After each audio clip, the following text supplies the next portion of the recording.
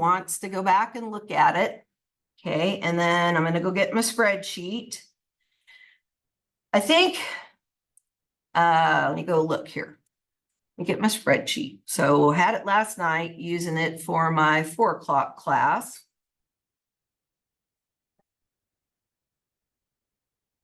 So we'll get into this. Once again, this is called variances. You say, well, what's varying? Varying is the cost that we thought, our estimates that we thought was going to happen versus what actually happens, right? There's a lot of reasons why we might have variances. Unfortunately, managers don't really understand variances. That's kind of accounting's job to help tell the story of what's going on. Okay, so I've got a couple of things here from the book. I'm just going to touch on a moment as we go into the intro problems again. So what is a cost variance? Cost variance, it's taking that actual cost and subtracting the standard. So we always want to do it that way. And that's the one thing this book is insistent about. So we're going to follow their lead on this. So whatever you're measuring, you always take standard and subtract it from actual. And I wasn't teaching it that way the other day because I've been taught a different way. But anyway, so favorable is actually going to result in a negative number. So when you get a negative number, because we're looking at cost, you need to remember that is favorable. The opposite is true. If we end up with actuals and subtracting those standards, and we end up with a positive number, then that is going to be a sign of unfavorableness. Okay, so I'm going to put that right underneath. So I'm going to put negative here, negative numbers, and positive numbers, just so we all can remember that. Okay, but on number 6, things are going to change a little bit. Okay, so I just got to remember to help you get there. All right. So you say, what do you mean? So here's a little budget report, right? We are actually going to do variances on direct materials, direct labor, and overhead. Each of those is a total, and those totals actually get broken out into 2 others each. So we're actually going to focus on 6 variances, but in 3 areas. So if we were to put a budget report together for a month for a business, looks like they're making jeans here, okay? These are the direct material costs for the jeans, the direct labor costs for the jeans, and the manufacturing overhead. Now, if we were just looking at the total variance for costs, for all of these costs, this total variance right here is a positive number. What's positive mean? For costs, positive means unfavorable. So I'd put a U. Every variance you get, give it a U or an F, just so that you're automatically going, okay, this is what it is. If I was a manager and this is all I knew, I'd say, well, dang, we need to do some work. And I'd probably go to all 3 of these places and go, look, we got to get some work done. Well, manufacturing overhead is going to go, it ain't us. We actually came out favorable. You did? Yes. So when we break this down into these 3 areas, it starts to hone in on where we need to look at how we can maybe have favorable results. Maybe we need to increase the standard. That's a possibility too. Or decrease the standard. Depends. I don't know. It just depends. Maybe the standard isn't working, right? So at 5,000 pairs of jeans, this is the actual cost of those 5,000 pairs of jeans. These are the standard costs, right? So then when we break it down, we find out that direct materials is unfavorable. So is direct labor. Those 2 tend to go hand in hand, not always, but tend to go hand in hand in the same direction. But manufacturing overhead actually is applied per pair, right? That's what it's saying down here, per pair. So it's doing fine. So we really, this, like I said, this helps it narrow down who to go talk to. So among these three areas, we have each of these two. Okay. So I'm just going to read them one more time. So under direct materials, we have a price variance. We have a quantity variance. Under direct labor, we have a rate variance. We have a time variance. The time is usually in hours, okay? But you could do minutes if you had them. And then the overhead. Now, this is the one that I haven't studied like this before, okay? So I've had it presented a little differently. Under manufacturing overhead, it gets broken out into variable and fixed, okay? So that variable part that we've been working on, the fixed part we've been working on is going to come into play for this manufacturing overhead. Here's a couple of things that I think you need to remember while we're doing this. Most of this is a cost analysis, okay? So if a number is lower, it's usually favorable. If it's higher, it's usually unfavorable. I will put this line in because when we get to the income statement that we're going to do on number 6, when we are looking at, when we are analyzing revenue, okay, which we will, if we are analyzing revenue or profit, the opposite is true.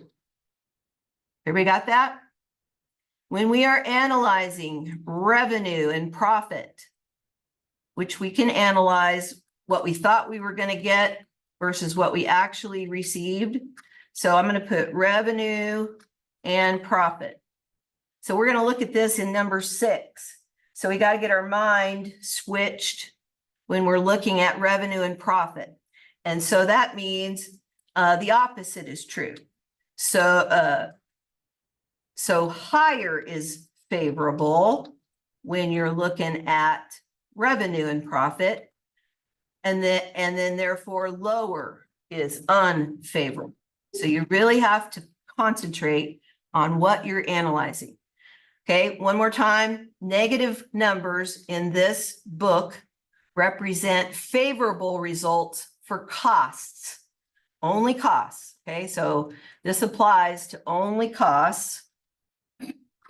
Okay, so, and then some amounts that are used in this analysis, you're going to get that amount directly. Some amounts have to be calculated further to use. Okay, so the first one right off the bat is the direct materials variance. Okay, come on in, whoever's here, be sure to put your name in the chat. You can do these variances several different ways. You can learn the formulas, follow the formulas. You can follow a 3-prong approach. I don't care which one you use, whatever one speaks to you. I think the best thing you can do when you get a problem like this is to label everything that you get that is actual, label everything you get that might be standard. So labeling the pieces of information that we need is very important because it can get really confusing fast if we don't. All right. So let me see if this is the same problem I had yesterday. I don't think so. So I've got to redo this, and that's okay. So I'm going to take these out and do calculations so that these go in. All right. First thing off the bat, we are a coatings company. We produce a product that requires 11 standard pounds per unit. Okay. How many pounds of quantity are we looking at? My problem says 11. Okay. I'm going to put that in. So I know that the standard price is $9 a pound. Okay. So that's going to go in as a dollar value. Remember, anything times $1 stays $1. Okay. If we're making 3,300 units, those are the actual units.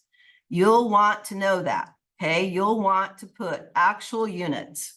label it, because most everything we're going to look at when we come to comparing numbers is going to be based on our actual output. Okay, the actual output is very important, and it drives most everything in here, right?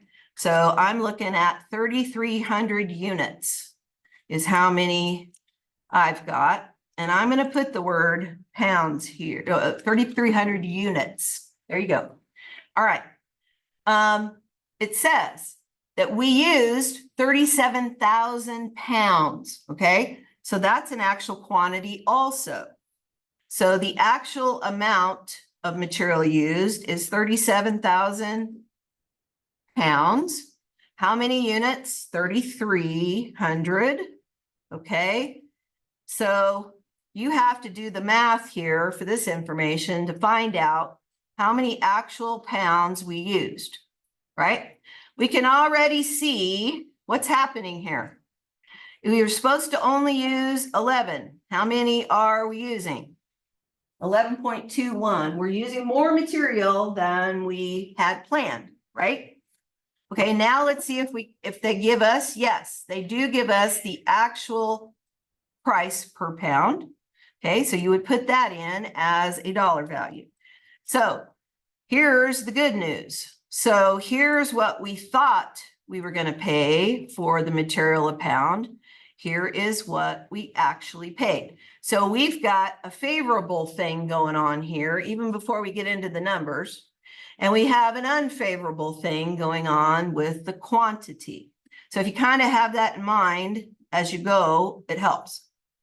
Here comes the AQ times the AP. Well, AQ is 37,000 pounds. The price that they've given us is $8.82 each.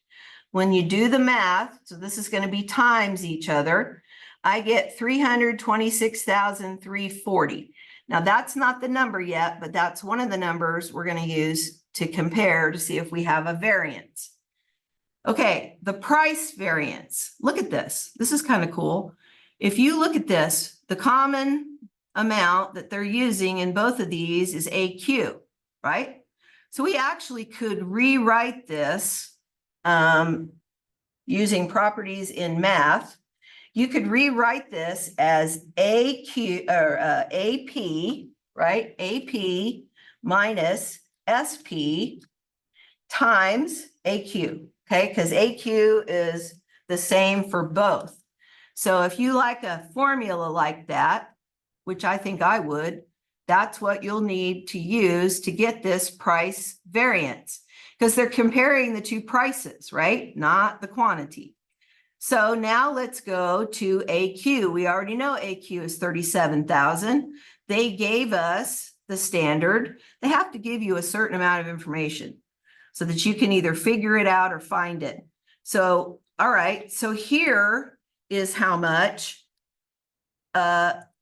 using the standard price would have been for the actual quantity.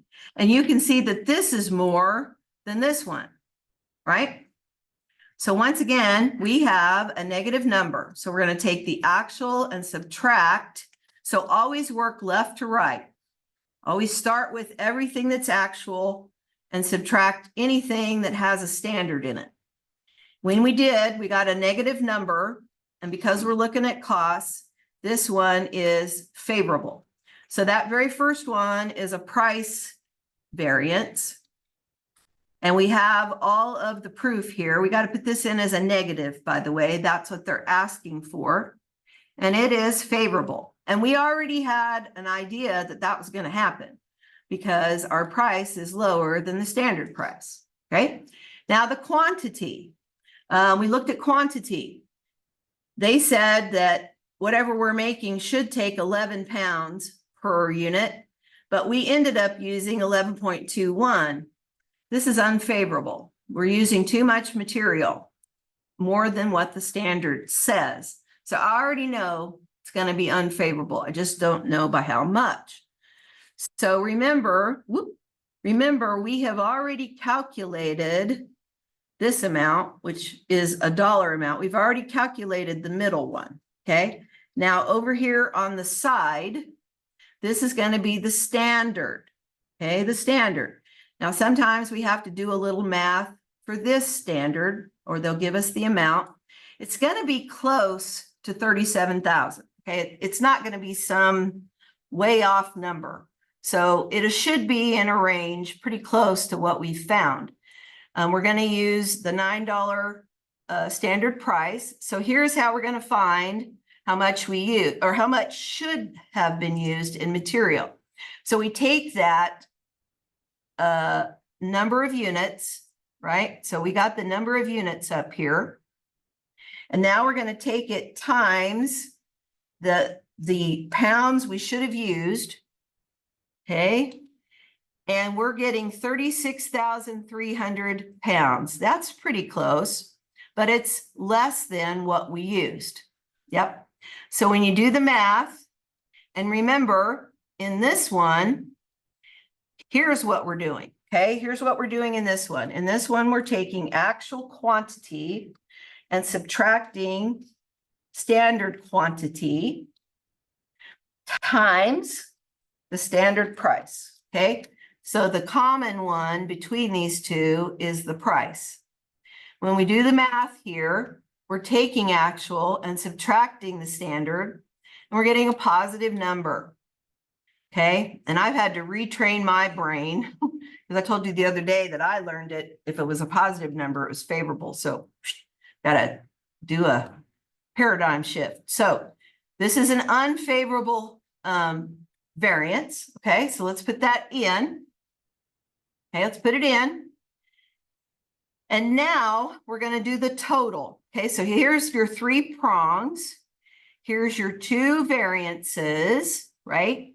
And a total variance adds whatever is going on here. Okay, to get the total, you add these 2. Well, these are treated like negative and positive numbers. That's why you had to learn to do a little math first in order to get to this, right? So you know when you have a negative amount and you have a positive amount, this negative amount is more, okay? The negative amount is more. And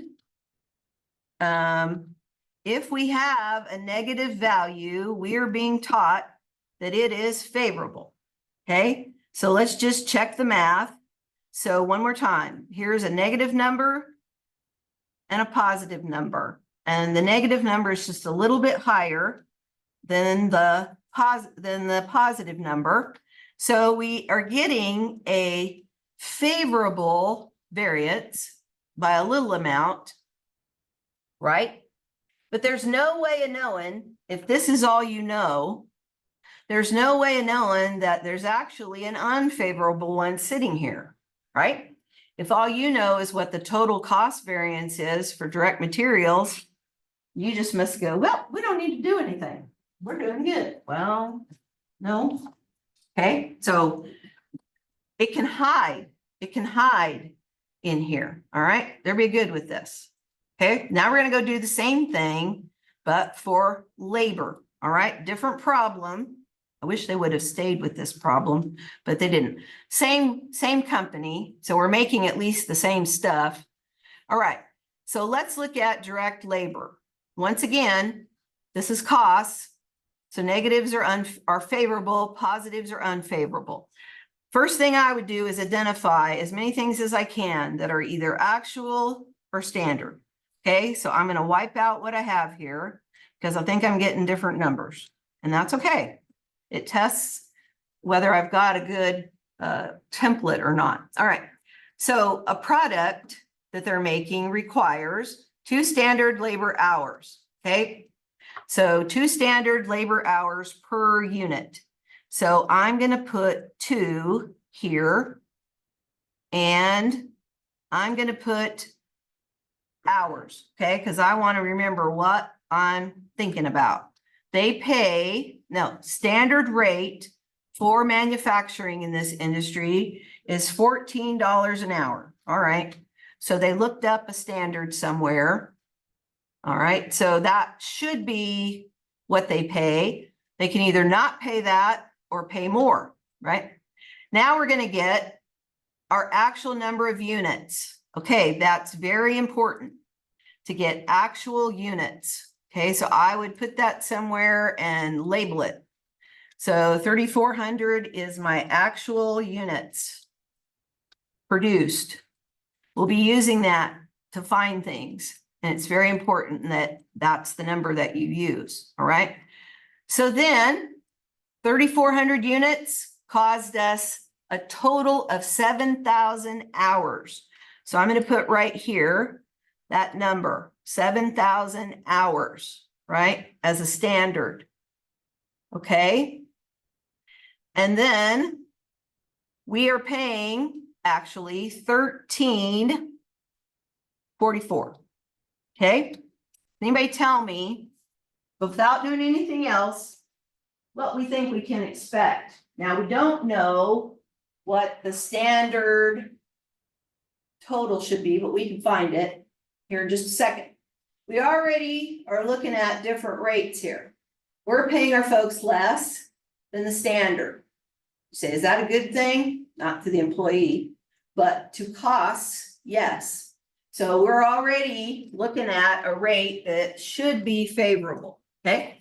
Now let's figure out how many hours it should have taken, right? So if we're making 3,400 units, it's supposed to take 2 hours of labor each. Let's take our actual units times the number of hours it's supposed to take. Okay, and so don't panic when this isn't the same. It's these two that should be within proximity of each other. So it should have only taken 6,800 hours. So it took more hours than expected.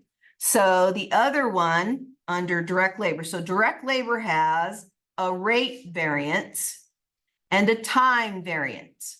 So we already determined that rate will probably be favorable. We just haven't calculated by how much yet. And the fact that we took longer than we should have will probably be unfavorable. All right, so I'm just going to go ahead and put those in. We'll make sure that that's what they end up being, but it's kind of nice to think about it. There's no way of knowing this because you don't know how much each of these are going to be yet. You got to wait, okay? So having said that, let's work our formulas, right? So we're going to take those actual hours times the rate we paid folks, okay? And we get a dollar value of $94,080. Now I'm going to repeat this formula like I did on the other one. So if you really want a good formula for this, it is AR minus SR times the common amount of actual hours, okay? Actual hours. So we predicted for the rate, I don't have this favorable and unfavorable tied to what the number is. I'm just typing it in. So a negative number is actually favorable, okay? So, okay, there's that amount. So we can put that in. Let's see if we're right. And we got to put it in as a negative because it is favorable. And it looks like we're on the right track.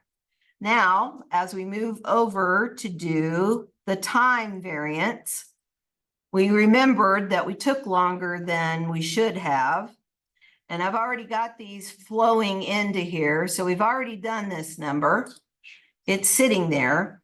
So this actually takes the number of hours that it should have taken times the standard rate, and it ends up with 95,200. So we are spending more in the time variable or time variance than we had planned.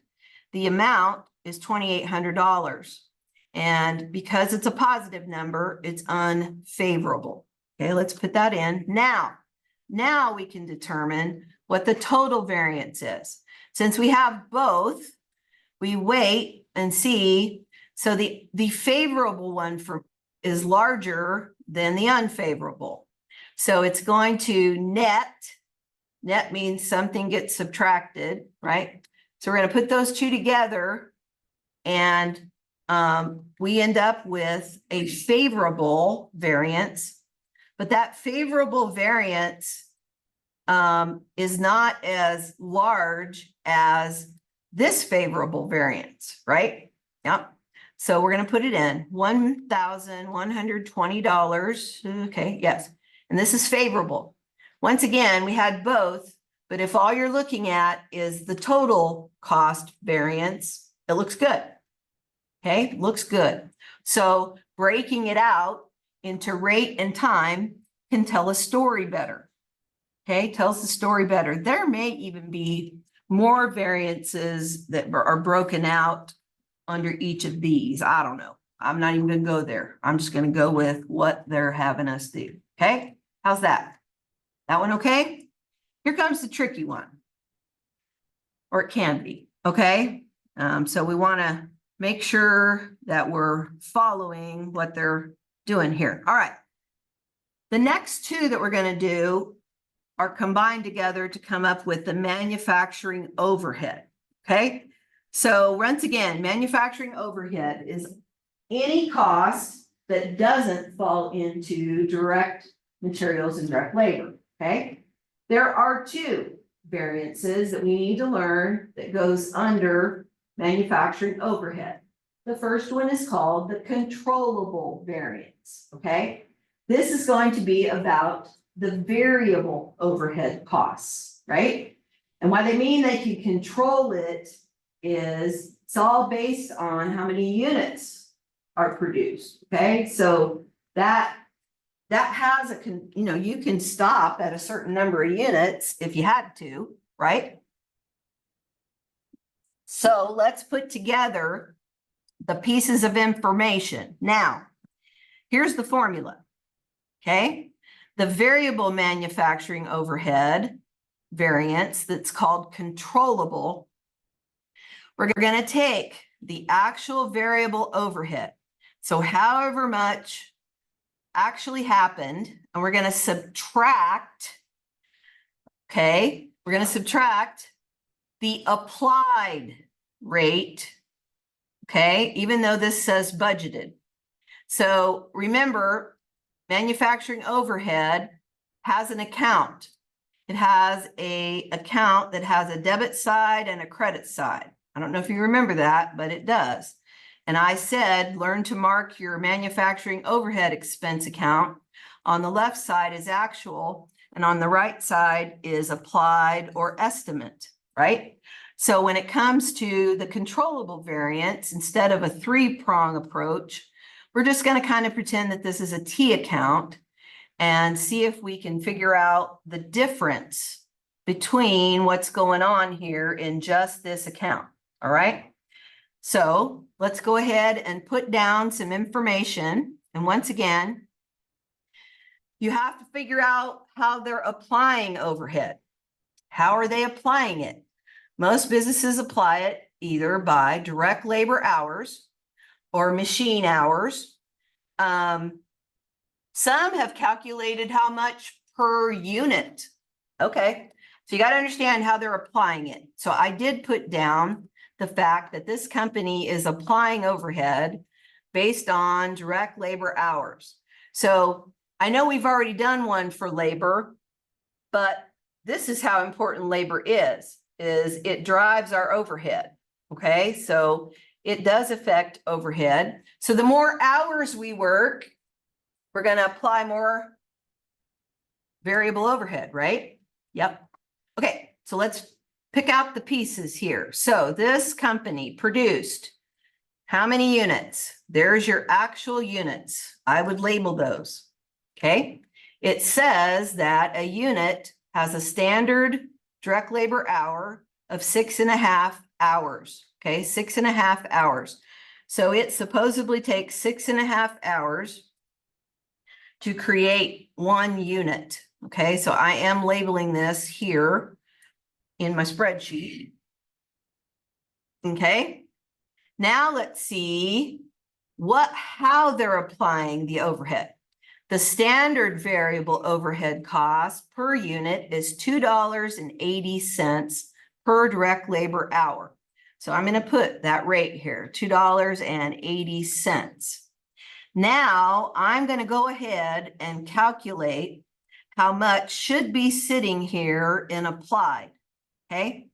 If you take 6 units times 6.5 hours times, okay, so 6.5 hours times $2.80 should be $18.20 applied to every unit. Okay, applied to every unit. And then since we made 6,000 units, 6,000 units should equal 109,200 for the amount we applied. So I'm going to make that equal what's sitting here. Okay, so now it's time for me to come up with actual. All right.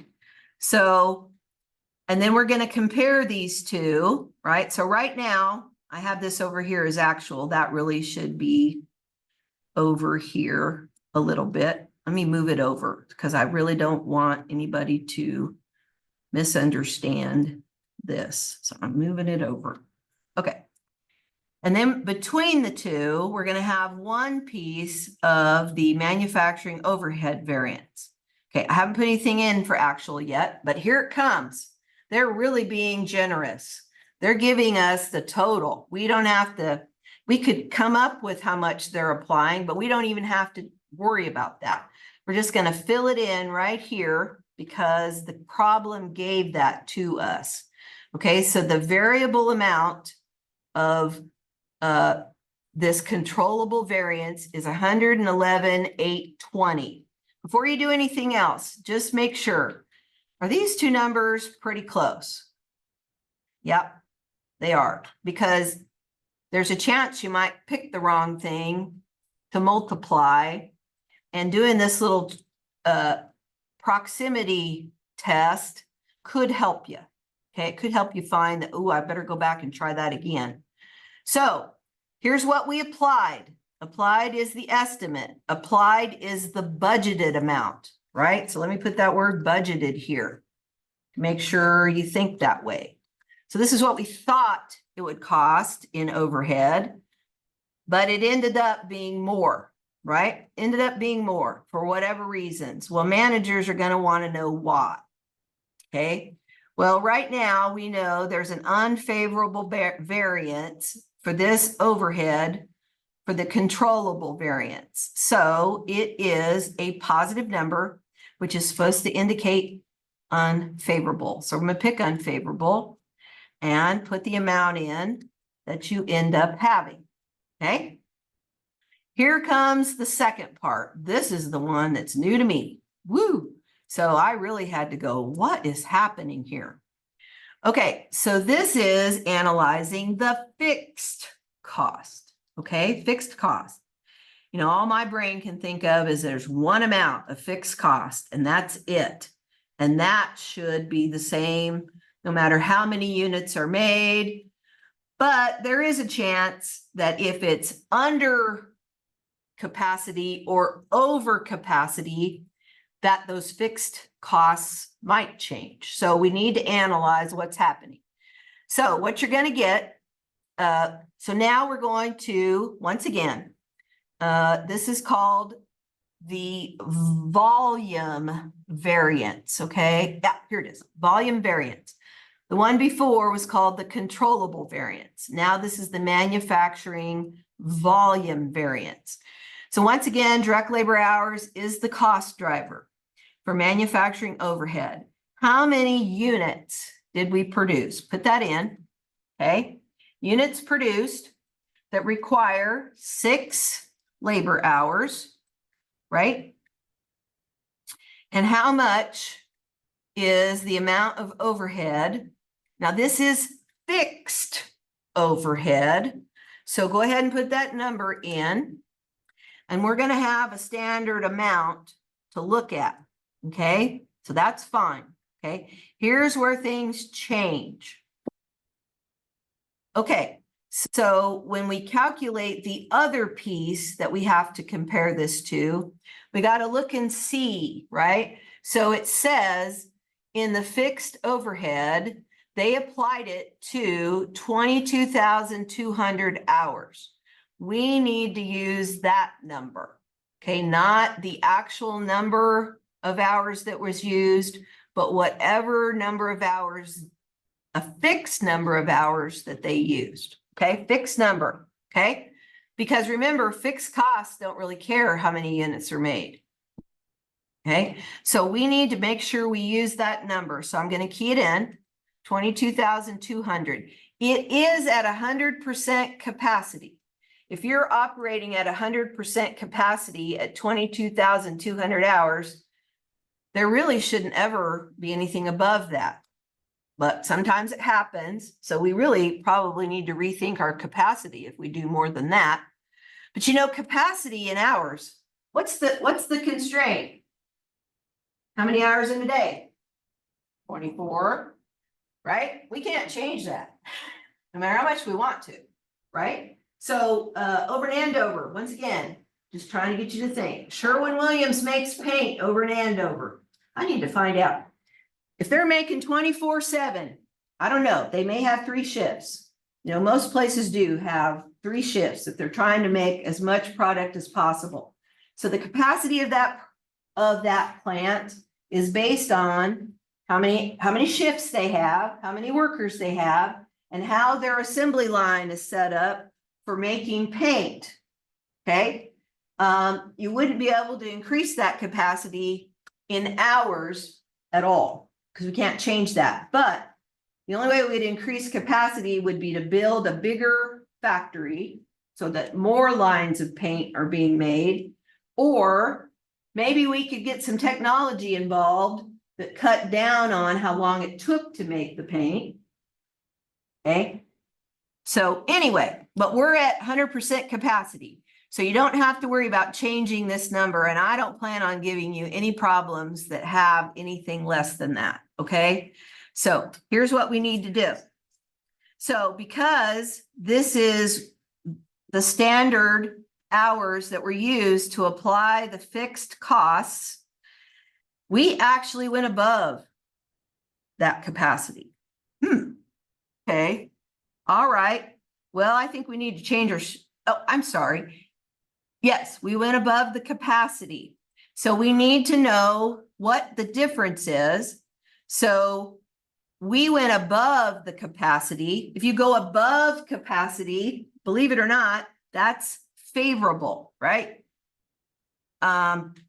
You were able to make more of something than they thought. Okay. So anyway, so this is a favorable amount of hours, right? And now we want to use that fixed rate, which is $2.80. Okay. Now let me look and see what I've got. I've got this. Okay. And this should be the variance. Okay. Let me show you how that variance is calculated. So if you take the number of hours that they applied the overhead, the fixed times the rate, you can do this a couple of ways. So here are the two numbers that you would be actually comparing, right? And instead of subtracting standard from the actual, you'll want to come up with the standard that use the actual units, right? Which is a little bit different. And so, yeah, so if we subtract this, okay, now I've got to look at this a little bit differently. And maybe I've got my formula mixed up, but if this is what we did, and this is what it should have been, okay, if you do the subtraction there, you actually have a positive number. So let me give it a try here, just a second. So this number is negative, okay? It is a negative. All right, and I'm just trying to reason this out a little bit. So, all right. This becomes the difference. So you're supposed to be able to subtract this. But this is showing a positive number. All right, let's see which one. I'm going to go with what I had originally. Okay, I'm going to put it in here because we worked more hours than we thought were capacity. To me, that would mean, I don't know. You could look at it from different ways. Let's go with what this is calculating to. Let's trust the system. So let me put unfavorable, okay, because I did the math here. I have a formula issue there I need to fix. Now let me put the amount in and see if going by what the book's saying is it. No. So now I'm going to go back to my idea that more hours worked is actually a good thing. Okay, so now I am going to create this as a negative number because it's negative times that amount. Okay, and I'm going to change it. Okay, so my gut was telling me something different, and that's what it is. Okay, so that last one, I really struggled with that last night. I was like, what did I do? But the idea, one more time, is this is the capacity supposedly of this. But it looks like we ended up working more hours than capacity. So to me, that means capacity is not right. Okay, you shouldn't be able to work more than is capacity, but we did. And working more hours in this, only this variance, is a good thing. Working more hours and everything else is unfavorable, right? Yeah. So there you have it. So if you really want to concentrate on one that's a little bit different, it's that sixth variance, the second one of manufacturing overhead, that you kind of have to look at a little bit differently, okay? And so you come up with a number that, and I'm going to put this here too, by the way. For the total over here, I want to put, you use your actual quantity, right? Your actual quantity of units, actual quantity times the standard, okay? The standard. So actual units, let me put this in here. I didn't do that last night. I meant to put in a formula here so you know how to do it. So we're going to take actual quantity, actual units times the standard direct labor hours, okay? And then we're going to take that times, okay, so that's within a set of parentheses, and now we're going to take that times the manufacturer overhead fixed rate.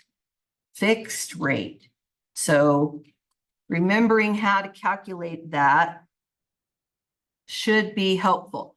And then you'll do your actual hours directly from the problem. They may have to have you find it, but that's the number of hours that they applied this much overhead. This is what their fixed overhead is. But because we went beyond capacity, we actually had more cost fixed than we thought, okay? And remember, working more in this problem, more hours, or this base has more to it than this base, right? We spread out our fixed costs. This was our fixed costs. We thought there is no way they're going to work any more than 22,200 hours. Okay, no way. Okay, so this became the rate per hour, right? Because if you take, right, they told us that was the rate. And to find that amount, I actually took the hours they applied the fixed overhead to it, right? So fixed overhead. So, and I don't want to put actual here, and that's a label that I need to change too. We're going to put, this is the company's, so this is the standard capacity, okay, standard capacity hours at 100%, okay? If that said anything less than 100%, we would have to take it times whatever that capacity percentage is. And usually you think of capacity as has to be something lower than that. But this is actually on top of capacity. So we're actually using more hours than we thought. So this is going to be at more than 100% here. Because usually if you have less than capacity, then this number would turn out to be unfavorable, right? If you did less than capacity, that's unfavorable hours. When you do more than capacity, that is favorable. Okay, I'm going to stop. All right. So the last two things, when we figure out these variances, let's think about this a minute. Remember the manufacturing process. We have inventory accounts. The costs come out of those and go into work in process. We take direct materials, we take direct labor, we take manufacturing overhead costs to work in process. We use more standard numbers doing that than we realize we do, okay? Because it's not until that time is over with, we can go back and go, now how much did we really pay per direct material pound, okay? So when we find a variance that's favorable or unfavorable, okay? So this one is saying, let's go ahead and pick this out, which variance it is, right? We're going to do a journal entry that accounts for this difference. So a variance is either going to be favorable or unfavorable. If it's a favorable variance, we're going to reduce the cost because we use less, right? If it's an unfavorable variance, it's some costs we need to add, all right? So you have to think about that. So let's go see what we have here. We produce 3,600 units. So there's your actual number. I think you're starting to see that that's a very important number. So put it in. Mine is requiring 5 standard pounds at $4 each. So I've got a little formula hooked up here, right? So when I take 3,600 units and putting in the standard quantity, this is the direct materials quantity variance, okay? So we've got to figure out what's going on, and then we're going to figure out a journal entry to put in because of that variance. Okay, so right now we're looking at standard quantity, right? If we were doing what we should have done, here is the standard dollar value. Okay, I'm going to move that. So I like putting actuals first now. So I'm following the book, right? So I'm going to cut this and put this up here just so that it's in the right order, okay? And the actual units you could put anywhere, but actual units may get used in different places, so there's where it is. The actual quantity that I used has been given to me here, so 17,500 pounds, okay? This is pounds, okay? Now, if you tried to compare it to units, that wouldn't be the right number. We need to compare it to the standard quantity, right? So this is the actual quantity. So if we should have used 18,000 pounds, but we only used 17,500, that is good, right? That means we're using less material than we thought we would, okay? And that's going to be in pounds. The standard, okay, so now let me do the math here. So if this is the actual, you got to use the standard price, okay? When you're comparing quantity, you're using the standard price in both calculations, okay? So we're taking the actual quantity times 4 and we get $70,000 as our number for actual credit materials inventory. Okay, so this is the actual, no, this is what we should have. This is, I'm going to label it. This is the estimated, okay, this is the estimated materials costs, okay? Nope. This is the actual quantity times the standard price. I just want to make sure that we know this, okay? So I'm going to put this in here. I'm going to put, all right, so it's the actual quantity times the standard price. Okay, we want to make sure we know. So down here, this is going to be the standard quantity, which should have been 18,000 times the standard price. Okay, so, all right, so now let's see what we have. Remember, we said to always subtract anything standard, except for this one. So here is the actual results of quantity. So this involves actual quantity. Okay, we're going to subtract 72,000 from 70,000. Right? So we're going to get a negative number. Right? Yep. So negative in the world of variances, as long as you're not doing manufacturing overhead volume with the fixed costs, that's a completely separate one. This is favorable. Okay, this is favorable. Yep.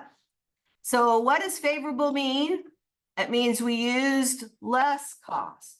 Agreed with that? Okay, so we're going to have to figure out which direction we're going with the journal entry. So here's what you're going to know for sure. We're going to, a favorable cost of $2,000, that's a variance. That means that we really should reduce, okay, our actual came in under our standard, right? So a favorable quantity variance means that costs are less. Costs are less. So we need costs to go in as the standard. So when we're putting in standard costs, that's early. So it's going to go in work in process first. So whatever we thought it was going to be, right? This is a debit to work in process. Debit to work in process. Because that's what we knew at first, right? We didn't know that the actuals were going to come in different. So that's why we have estimates to at least kind of put a placeholder there until we can see if they matched up. Okay. The other one is going to be the materials inventory account. Okay.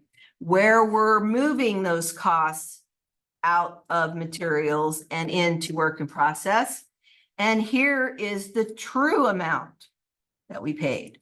So this being favorable means that this is going to be the credit to the materials inventory.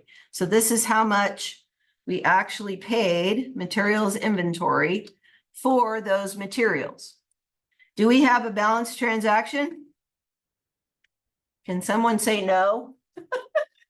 Do we have a balanced transaction? We do not. So we're going to use that variance to make it balanced. We're going to plug it in where it goes. So if this side is 72, then this side needs 2,000. Agreed? There's only one account that this goes in, and it is the quantity variance account. Okay? So there are accounts that exist to represent the variances we find. And then once we do find them, we're going to make a correction to between the standard and the actual. Sometimes we'll need to reduce costs, but in this case, we actually needed to increase, right? Now I'll make sure this is right. Let me think. Yeah, All right, if it's wrong, then I'm thinking of it wrong. No, I got it. All right. So I relied on knowing that standards go in work in process. I relied on knowing that actuals are going to happen in that materials account. And then the adjustment or the amount in the middle, that's the difference of this particular variance, had to be a credit for this to be a balanced transaction. And you got to pick what that variance is that you solve for. And that's the account it goes in. Okay. So this was new to me too. I hadn't really gone this far with this. I don't know, or maybe I did and don't remember. It's probably a nightmare that I tried to forget. Okay, this last piece, and if you run out of time, I will continue on. Now we're going to put together an income statement. Now be careful because we have revenues and profits to consider, which are reversed when you think of favorable and unfavorable. All right, so let's put in some information. When it comes to the income statement, let's put down the standard stuff, and then we'll work in the actual, because I want to show you this income statement that I have here as an example. Okay, this came from the book. So this is an income statement that involves variances. So these are done. So we know how many we sold and we have a price. So that's not a problem. But we're only going to put in cost of goods sold that we consider to be standard. And then we're going to get a gross profit at standard. And then we're going through our variances. We're putting in whether they're favorable and unfavorable, and they net. Here's the kick. So unless you already have a great brain like this, that's fine. These are costs. We ended up having more unfavorable than we had favorable, right? So we listed. Now you said, now wait a minute. You said unfavorable was positive. It is when you're looking at costs. It is not when you're looking at so here we're actually subtracting from our gross profit. Okay, right? Is that what that's saying? So let's think about this one more time. So go ahead and figure out, okay, which side has more. And the costs are going to show a positive number because the costs have more unfavorable. Then you have to flip that in order to know what to do with that amount when it comes to the gross profit. Because since we spent more, we're going to have to subtract from that profit, right? Because costs were actually more as a whole, right? But there were a few that did okay. There were 3 that didn't do well and 3 that did. But it still netted to a positive number here. This had to be flipped to go against the profit. We're not adding it to this. We're subtracting it from the profit because there's more cost. Luckily, selling and admin just get put in as they are. And this gets subtracted. Okay, so are you with me? This is the hardest part, in my opinion, because we've been looking at costs all this time, and now we got to flip it. All right, so now let's just put in what they give us as we start to make our way through the information that we have. Okay, so once again, this is just the model of the income statement for you to use. It's in the book. Let me see if I can get it out of here. Come on, move it over, buddy. Okay.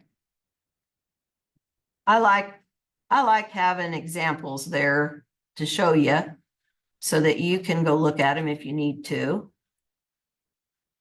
Okay, let's put in what we know. We've got a few minutes here. If you need to be on your way, that's fine. Let's start with standard stuff because that's actually what we're going to start with when we have cost of goods sold and gross profit. So we are the coatings company again. We're producing a product that requires 2 pounds of standard material. So I've got under the word standard, okay, it's good to break things up into standard and actual when you're putting in information.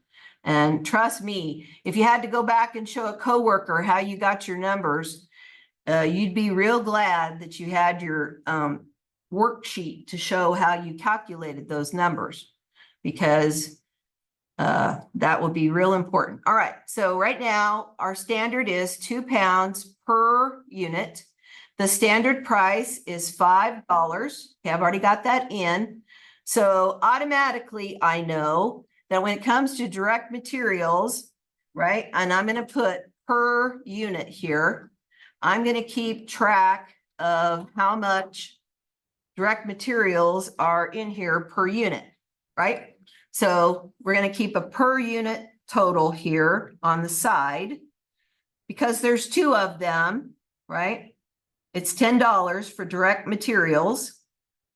And like I said, I'm going to keep a little per unit tally here on the side. So I want to line this up. Oh, that's a take time for that. All right, now let's move on. If 9,000 units, boom, there's your number. Okay, there's your number that you're going to sell. Okay, I think we're producing what we sell, but that's all we know. Let's just, yep. Look down here. Assume coatings sold 9,000 units. So this is produced and this is sold. So luckily these are the same. Okay, that's good. And so you might want to put this in. So I've got actual units produced here of 9,000, and just to show that I looked at both, I'm going to put units sold right above that, okay, right above it, because I just want to make sure that we looked that these are both the same. So units sold,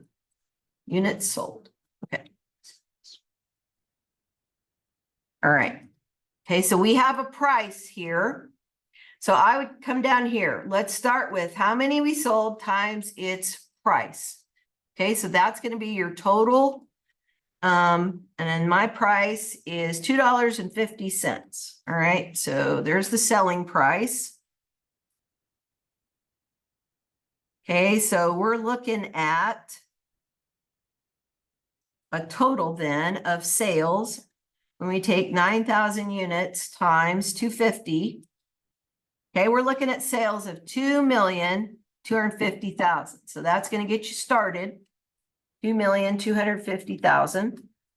Okay, now we're going to start coming up with our cost of goods sold. We've already started working. Now the sold I put down here in actual, okay, because that's what they did.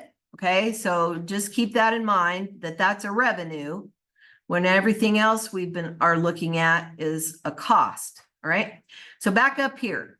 Let's move on down. So each unit requires 7.5 standard direct labor hours at an hourly rate of $22.50. So there's 2 more pieces of your standard. So each unit takes 7.5 direct labor hours at a standard rate of $22.50. So I'm going to go ahead and calculate how many hours, how much direct labor should cost our unit, right? So when I take 7.5 hours times that standard price, I get $168.75. So here's our second piece that we're going to add up here in a minute of per unit. Now we're going to break up our variable overhead. Okay, so now they're going into things about overhead.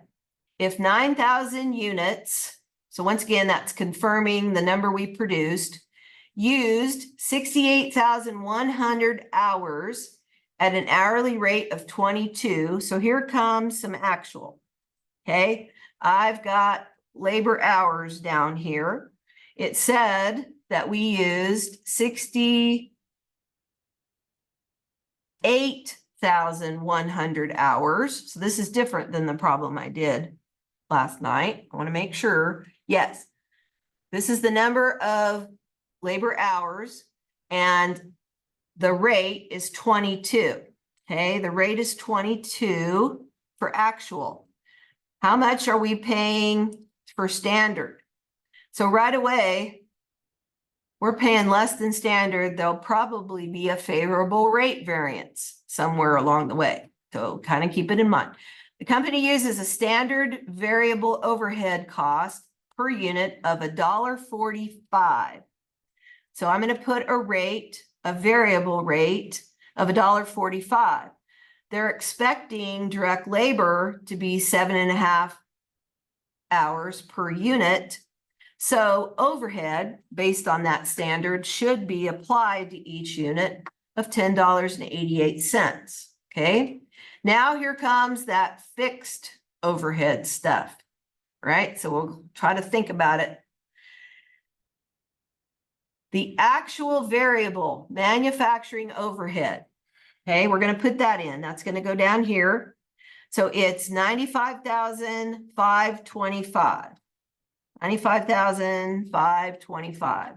There it is. Okay. And then the company uses a fixed overhead rate of $2. Okay, so $2 overhead rate. I put that there. That's going to be based on 7.5 hours a unit. So we've got $15 for the fixed amount per unit. I'm going to add this up, all of it. And when I do, I know I have that number right beside it, but just to double check, I got 204.63. All right. So what we're going to do is we're going to take cost of goods sold. Here's how much a unit is going to cost us based on these standards. How many units did we sell? Okay, this has to be units sold. Units sold. Okay, we sold 9,000. So the standard cost of goods sold in total that needs to be subtracted from our sales. And I'm going to put this in as a negative, and I'm going to see if it's okay. If it isn't, I'll fix it. So I got 1,841,625. Okay, let's just check it. Okay, it does want it in there. All right. So now I'm going to come up with a gross profit based on this information, right? So over here, sorry, this is, okay. So I've recreated this, I think. Okay, so my sales price, one more time, is $250 and 9,000. There's my sales. Okay, this is going to subtract. I got my cost of goods sold up here. Got my sales here. So sales minus cost of goods sold is going to give you a certain amount for your gross profit with the standards. So here we go. And I think we're all doing the same one, I think. Right? All right, so now we're going to start picking out the variances. Okay, the variances.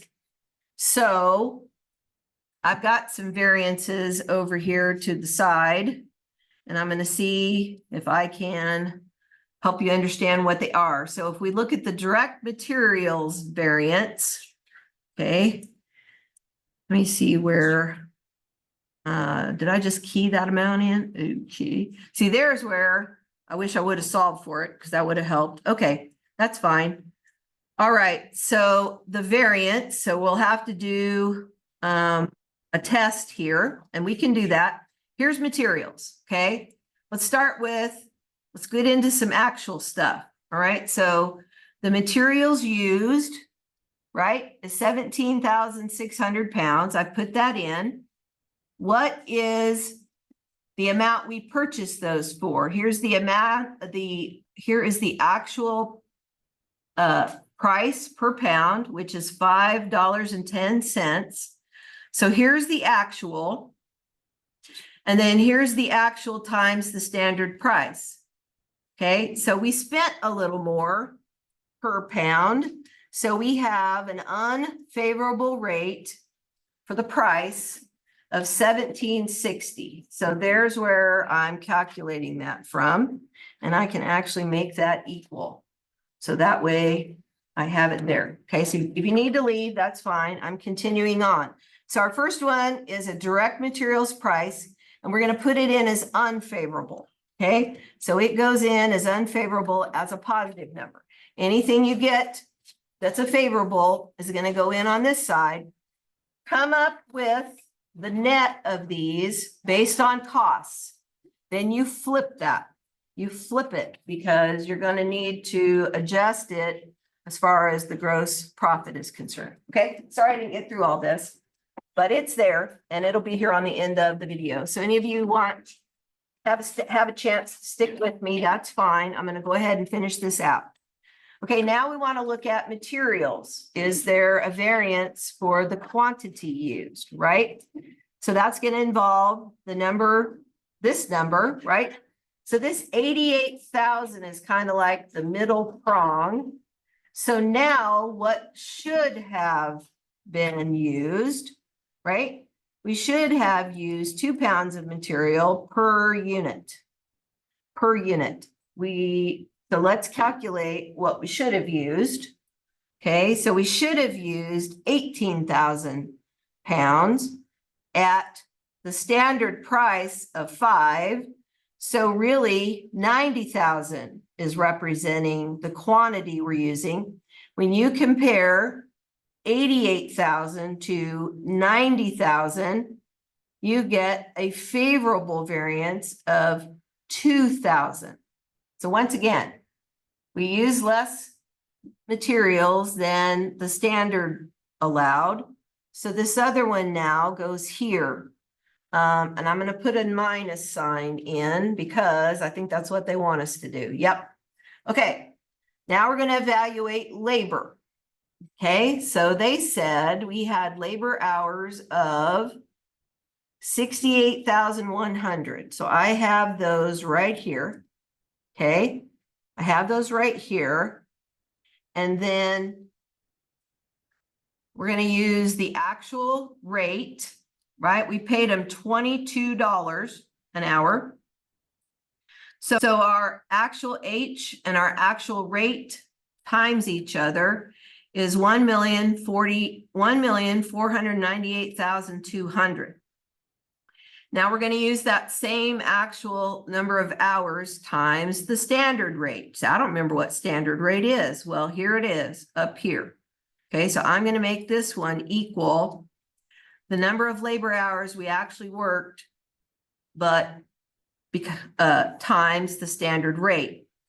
So this number is larger than this number. So our actual costs are lower. So we have a favorable rate of the difference. This is, I think, the biggest variance we have. So that goes here. Okay. And it's the difference between the two that ended up being a negative. So we took the actual and subtracted this and got a negative. And when costs are concerned, negatives are favorable. So let's key this in. Okay, now let's look at the time that we took. Okay, the time that we took. Remember, we've already got the middle prong. Now this is the left prong. This is the middle prong. Okay, we've already got that calculated. So if I go over here, okay, now I'm going to calculate the standard hours times the standard rate. Okay, so our standard hours should have been, right, 9,000 units times 7.5 hours. Okay, standard hours should have been 67,500. Whoops, we went beyond our standard. So this will probably be unfavorable. Okay, the difference is between the two, right? That's the standard hours. And then this number is the standard hours it should have taken times the standard rate. Okay, so if you need, there it is, standard hours, which is right here. We had to calculate that.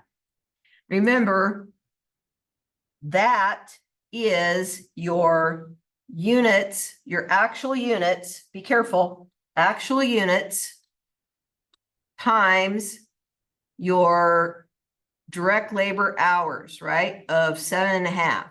Okay, so I'm gonna put this in here so you know how I got this number. Okay, the actual units are 9,000.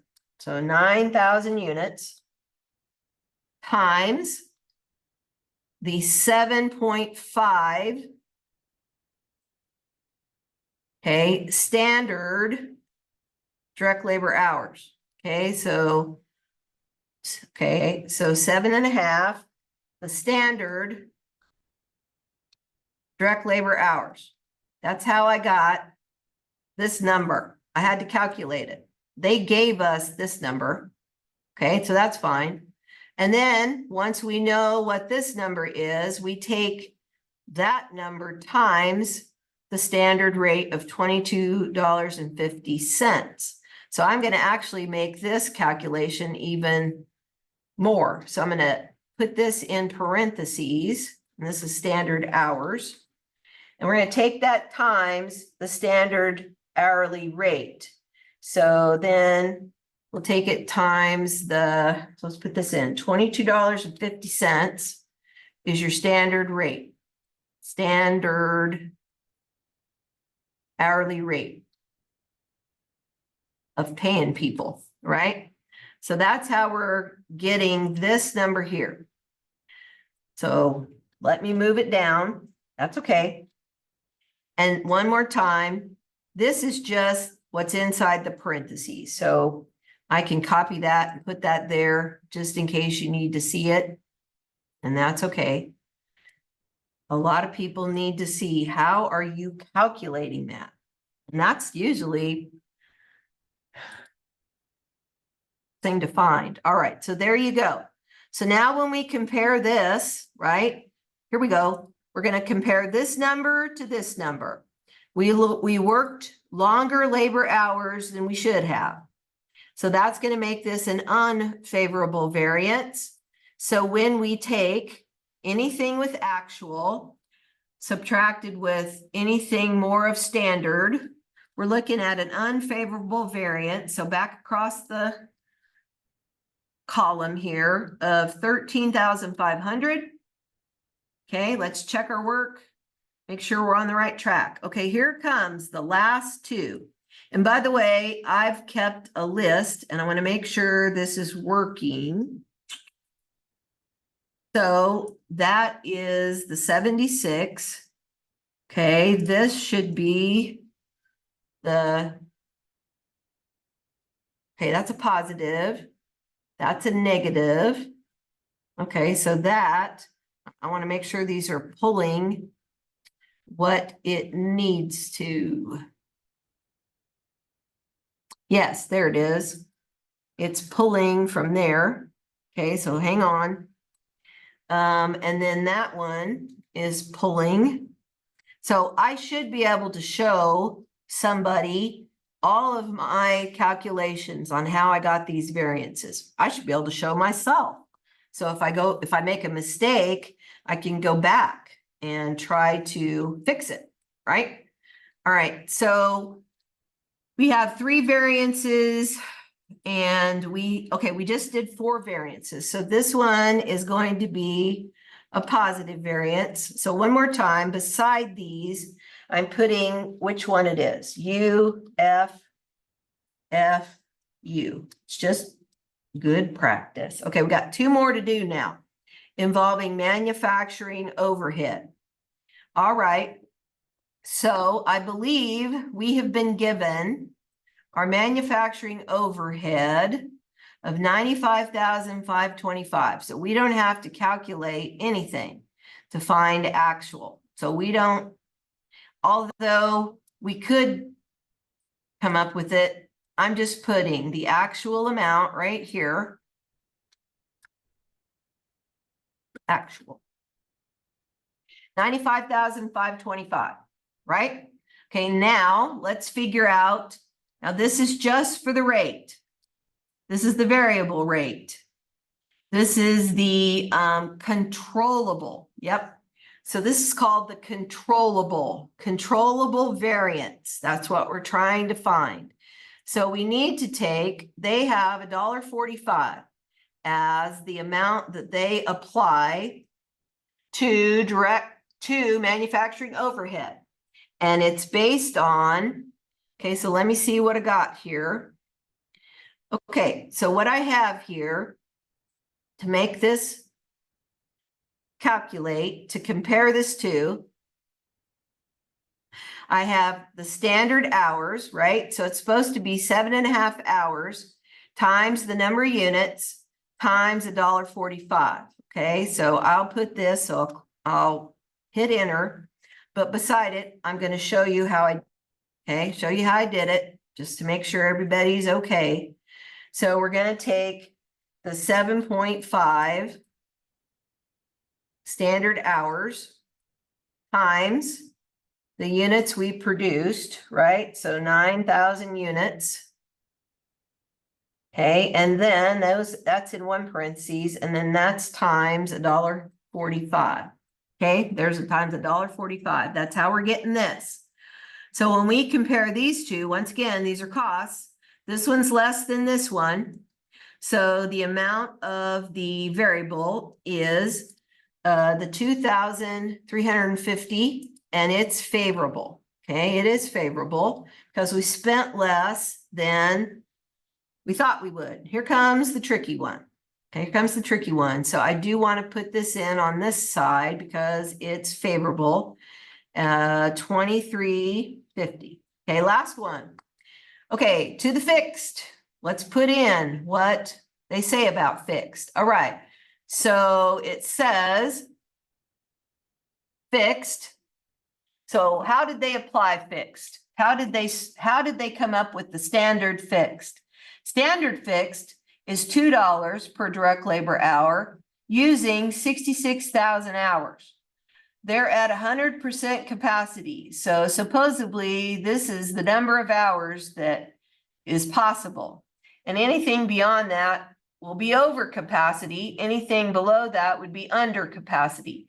But it turns out that that is 100% of normal capacity. So I want to know, all right, so I think I put that up here.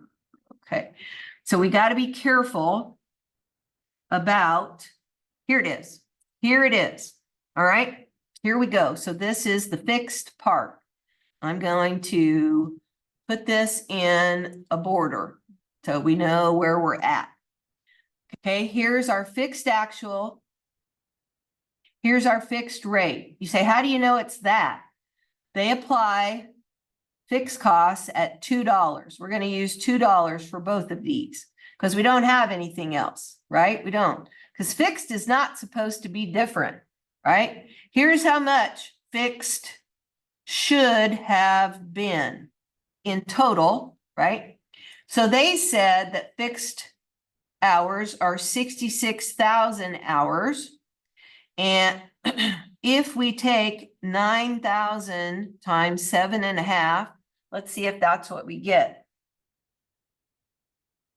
Okay, this actually comes from the problem. Okay, so no, that's not that. So like I said, I was still fleshing this out.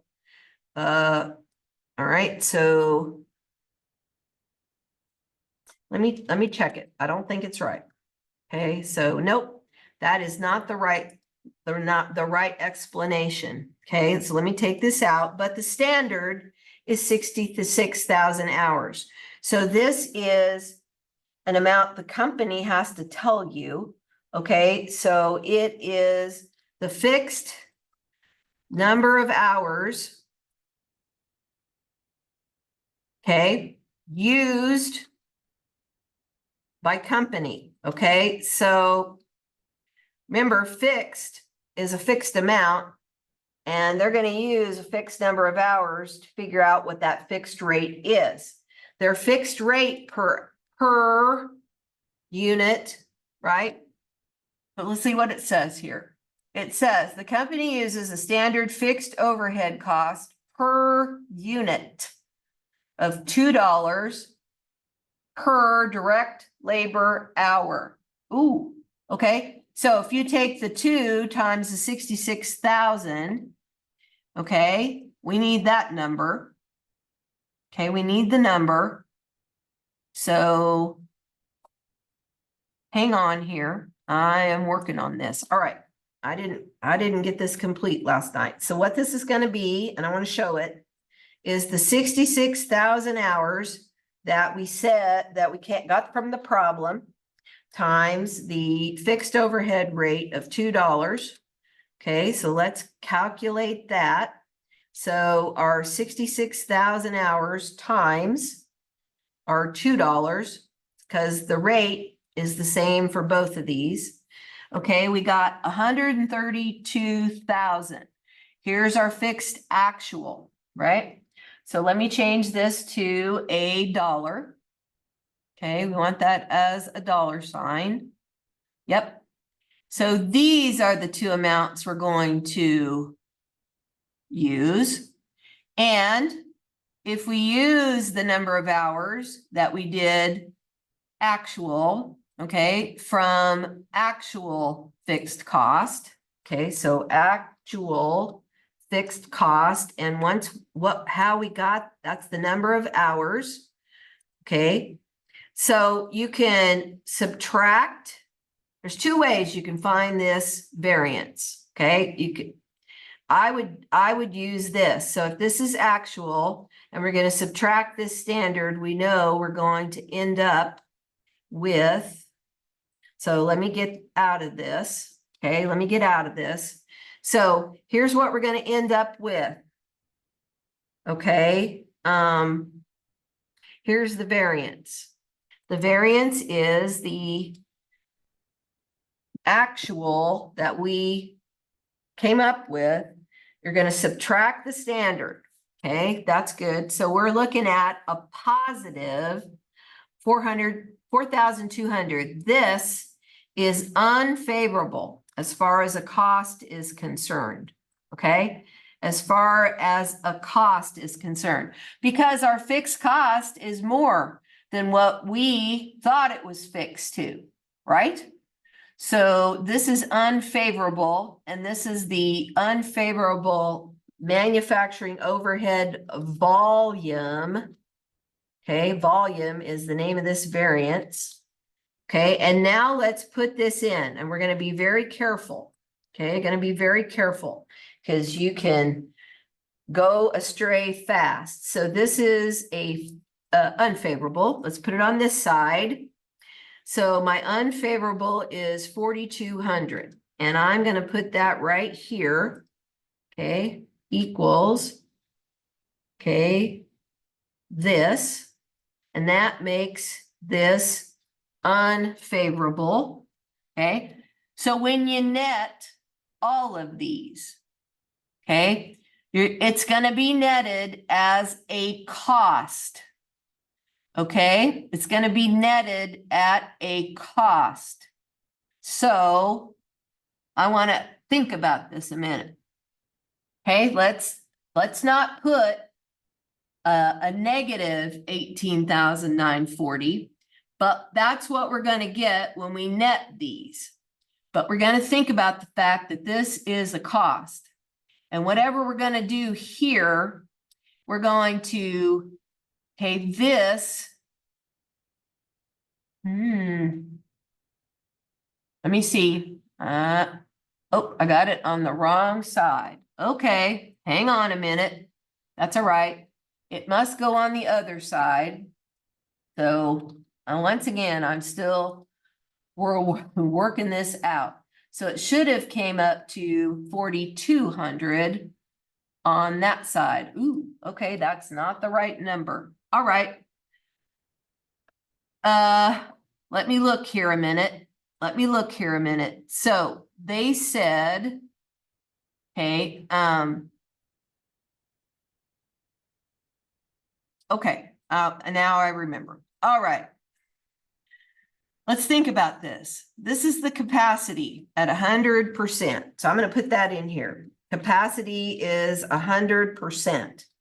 I don't know if you heard me when I was talking about this, when we were doing one of these, but the fact that we went beyond, okay, so here's my hours. Let me move this over here. Okay, let me move this over here. So fixed actuals. Here's the fixed rate, and here is the actual direct labor hours, right? Actual direct labor hours. Okay, that is the 67,000. Nope. Direct labor was 68,100. Okay, so that might have been the problem. Hang on. Let's redo this. So there's your actual hours. Here's how much we used to put, so we had fixed costs, right? Fixed costs, and I want to make sure this is right. Yep, okay. All right, and then, so this is the fixed actual, and this number represents these two times each other. Okay, so I'm going to actually put this in to make it good. So here is your actual hours times that fixed rate. Okay, so there is what we actually did. Okay, and then what we should have done, according to capacity, was only 66,000 hours, but darn, we went over capacity. By how much? Okay, so figure out. So you really need to take a second and figure out whether we worked more than capacity or less. Okay, yeah. So in this case, we worked more. So this one, we're going to take our actual and subtract the standard, and we have a positive number. So let's be careful. What does this mean? This means, and I'll put the rule here. So only for this variance. Okay, so let's put this down. Actual hours. If actual hours is more than capacity. What? I know, it's almost like, how can that happen? If it's more than capacity, that's favorable. Okay, that's favorable. So this is looking at it differently than all the other cost variances, all right? So if actual is more than capacity, right, which would be a positive number, this is favorable. So it's hard to think about it like that, okay? The opposite is true. So if I get actual direct labor hours is less than capacity, that means that's a negative number. Yep.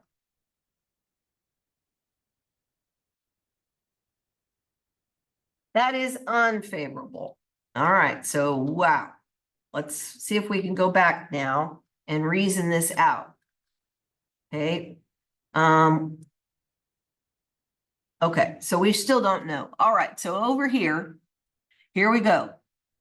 Okay, we're going to try to go by these rules, even though our brain has been telling us the other way for the first 5. Okay, 2,100 hours is over capacity. I'm going to put that there. Over capacity, which is a good thing. Okay, that is favorable. And favorable. Now we take that number times that fixed rate. Okay, so we're comparing the two, right?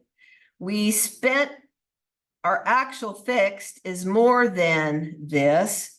And like I said, this is favorable. So this is, we're not going to look at costs the way we did before. So we're going to look at it in total. Here's the other way you can do it. Okay, you could actually take the number that's different over capacity, right? Which means we had a positive number, which means it's favorable. Take that times the $2, and it matches. So hang on just a minute. So we need to take that times. There we go. So that's the same number. Okay, so that's fine. And now we're looking at it differently when we compare actuals to capacity and we have a positive number, that's favorable. Okay, so that's going to go over here and we're going to put it in as a negative. Okay, pray it's right. Okay. Oh my goodness. Okay, so once again, overcapacity is favorable. And then, all right, let me put this over here. I don't think it's right. Nope, it doesn't like that number. Okay, hang on a second. Let me go to I thought I had this down. Dang. Okay. I thought if you worked more hours, that was a good thing, but I'm probably thinking of it wrong. Okay, and let me see one more time. Our standard hours that they used in the problem for fixed is 66,000 times 2. Okay, let me double check that I've got things in correctly. So 2 times 66,000. Okay, that should be 132,000. But we ended up with actual direct labor hours of 68,100. So we're going beyond its capacity. The difference is a positive number. Okay, so hang on. I'm going to put this in as a positive number. Nope. Okay. Let me see here. What did I get? What did I get? That is unfavorable. Let me put it over here. I don't think so. And I'm sorry. I thought I had this all planned out. What I'm going to do, okay, so Casey, if you want to just come back, I'm going to finish this video. I promise I'll find it. It's just a matter of a misunderstanding about this. This one is tough. Okay, it is. So it should be a volume problem. Yeah, because we worked more hours than the standard said we could. And the volume of hours is 2,100. Okay, and I want to go back and check my solution because there's a chance that something's in here wrong. Let me see real quick if it says anything. Okay, just hang on since it's just you. I'm going to stop the recording a second so I don't waste any more time.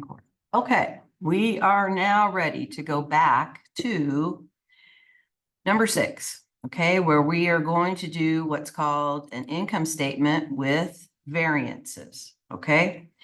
Now I've got quite a bit of information here. So we are the income statement with variances. So let's start at the top. We have sales. Okay, I've decided to go ahead and do these by the pieces that go into this income statement. So in my problem, we are selling 9,000 units, which we also produced that. Okay, so this one says sold 9,000 units at $250 a piece. Okay, so when you do the math for sales, you get 2,250,000. Okay. Now, before we're now going to be looking for something called the cost of goods sold, but at its standard. So they say that it takes 2 pounds of materials per unit. The standard price of that pound is $5. And if we're producing 9,000 units, so we are producing 9,000 units, okay? And I'm going to put that right here. Okay, that's how many we plan. No, that is our actual, okay? All right, so this would be units produced. Okay, units produced. And it just so happens that they equal what the sales does. All right, so we have that there. All right, so if we are supposed to have 2 pounds of material per unit, its standard price is $5. So materials in every unit is $10. Okay, labor. Okay, and so hang on, so let's find the pieces. So there's the standard price of the material. Okay, the labor, we're just staying with standards. The labor takes 7.5 standard direct labor hours per unit. So if you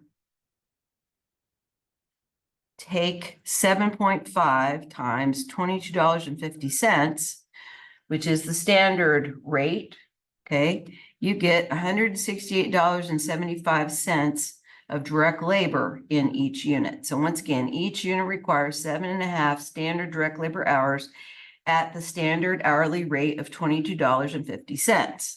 So I put that in there, all right? So now let's get to variable manufacturing overhead rate, right? So it's going to be based on direct labor hours, right? Based on direct labor hours. So if that's how many direct labor hours it takes per unit, then we're going to take 7.5 times $1.45, which equals $10.88. And then finally, the fixed overhead rate is applied to direct labor hours as well. Okay, so one more time. The company uses a standard variable overhead rate of $1.45. And then the company uses a standard fixed overhead rate of $2 per direct labor hour.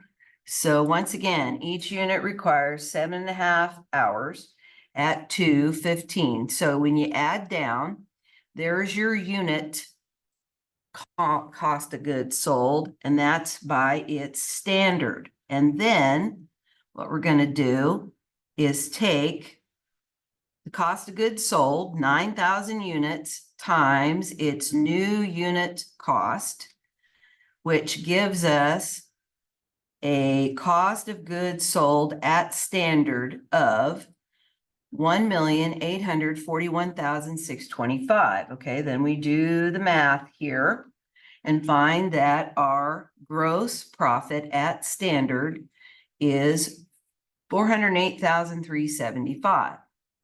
Okay, so now before we get started, we need to come up with a way to calculate these variances. Notice there are all of the 6 variances. The 2 for direct materials, the 2 for direct labor, and the 2 for manufacturing overhead. We've got a favorable column and an unfavorable column. Now, if it's a positive number, then it goes in this column when we figure our variance. If it's a negative number, it goes in this column. Let me see what happens if I put negatives in here, because we were trying to find a common standard here of what to do. Let me see if this will accept it. Okay, it looks like it did. All right, so that makes me feel better too. So I like to try to do these the same every time. All right, so what we're going to start with are the 2 direct materials ones. We have a direct materials price variance and a direct materials quantity variance. So I'm going to start recording.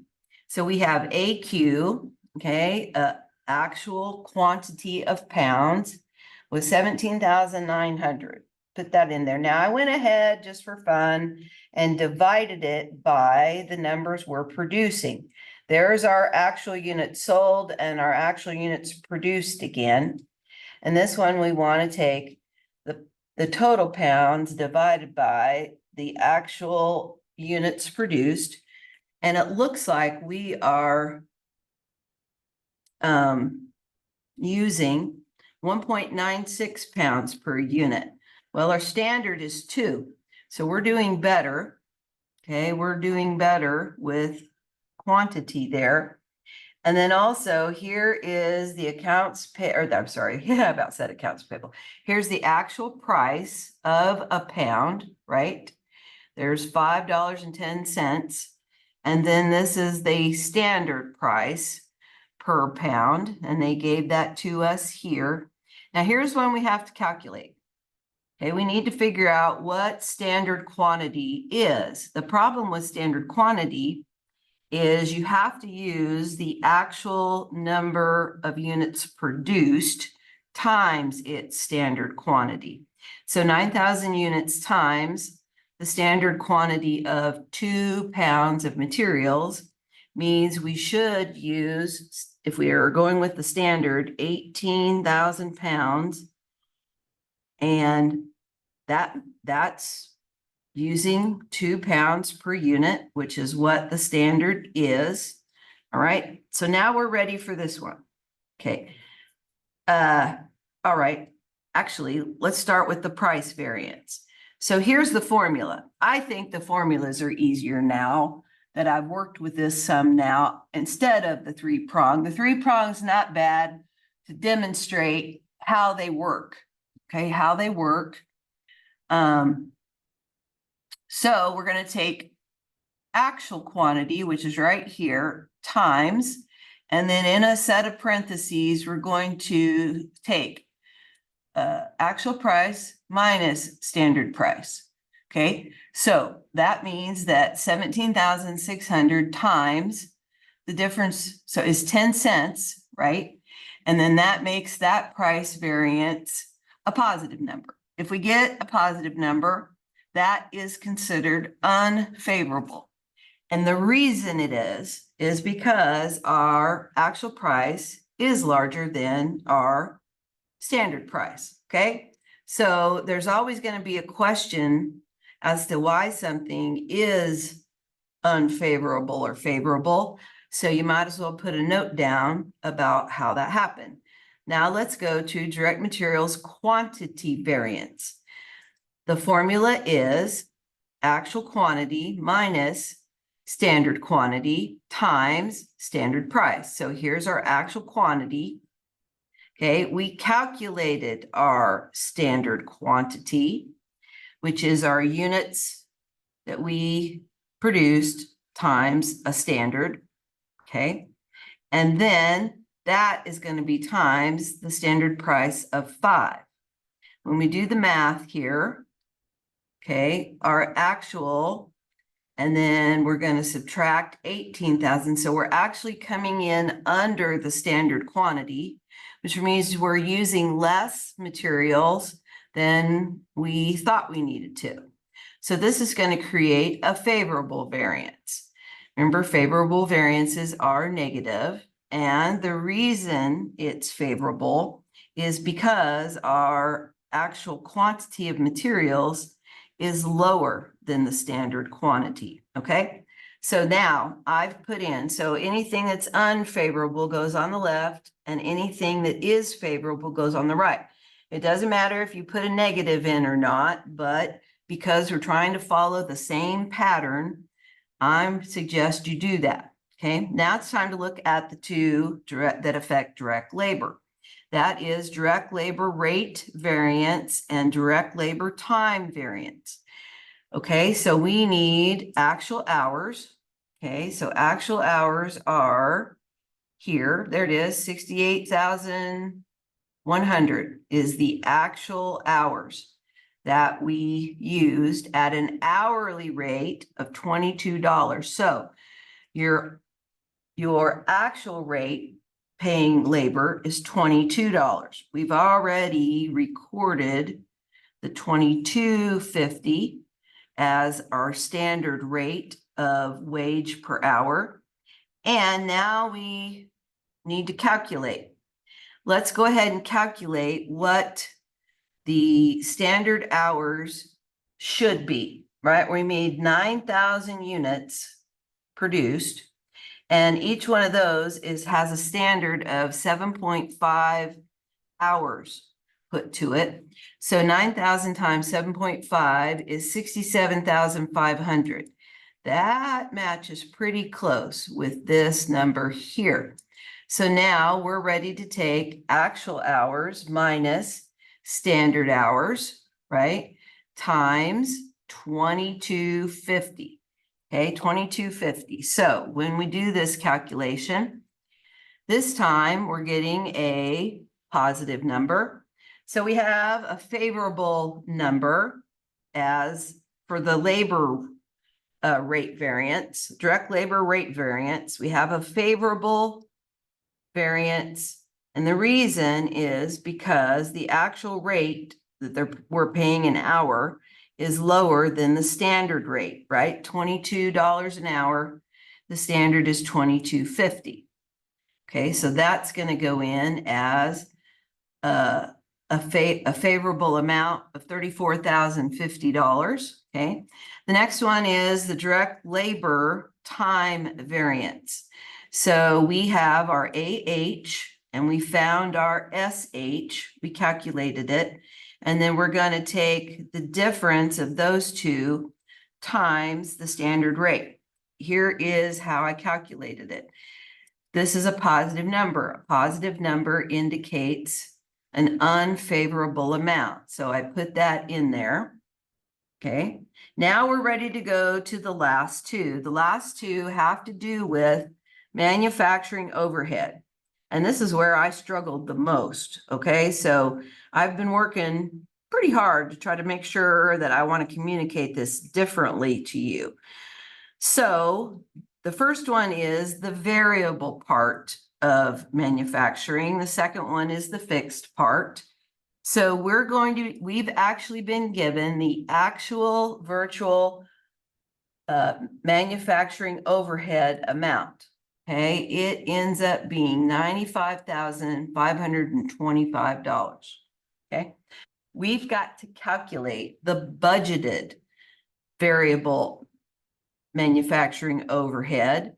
So we take the 9,000 units that we produced times the 7.5 hours that it's expected to have for direct labor.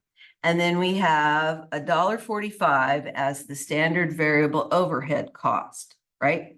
There it is. So let's do this math. We're going to take 9,000 units times 7.5 hours times $45. Okay. Yep. We got to put our parentheses in the right place. Okay. So now we have these two numbers. Now we simply want to take the actual variable manufacturing overhead minus the budgeted variable manufacturing overhead, also known as the standard. We are going to end up with a negative number. A negative number is favorable. Here's how I got that negative number. And the reason this is happening is the actual variable overhead costs turned out to be smaller than what we had budgeted for. Okay, what we had budgeted for. Here's what we budgeted for. Okay, but all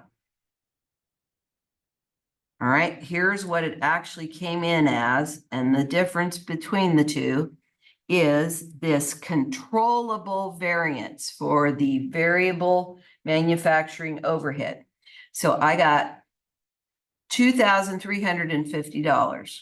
Okay, so now this last one, this is the one I struggled with the most, and I think I finally have decided to just use the formula that the book gives. Okay, use the formula that the book gives. So if you go back up here and look, and I've got them here, and it's the simplest.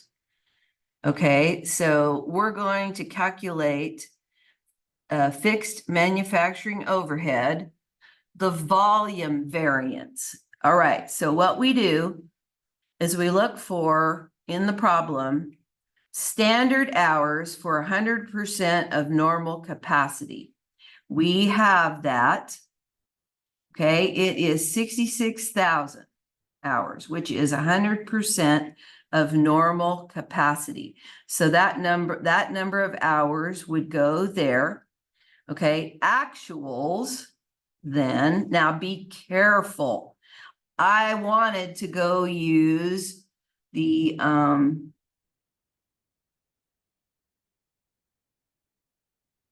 it led me astray. Hold on. Oh no. Okay, I tried to use this one. The actual hours used. That will not work. What you need to do is use standard hours. So if we look at it, for every unit gets 7.5 direct labor hours, right? Times the number of units we produced. So we're looking at 9,000 units times 7.5 hours. So then you do the subtraction here, and then it says they applied the fixed at $2 per direct labor hour. So let me show you where these numbers are. And I have done my best to try to make sure you can see and follow along how this formula is going to work. One more time. We're going to take standard direct labor hours at 100%. They said that was 66,000.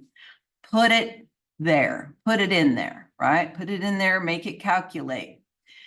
Okay, and then we're going to subtract, and then we need to calculate our actual units, which is 9,000 units times 7.5 hours. Okay, so that's going to give you a certain amount of hours. Okay, and then you're going to use the standard hours at 100%. Remember, that's capacity, right?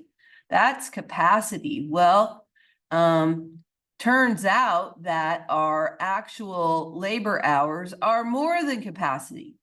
Okay, so in the accounting world, if you can work more hours than capacity, that is usually a favorable event. Okay, so whatever the difference is, so if we get a positive number here, then that means that the capacity hours are bigger than our standard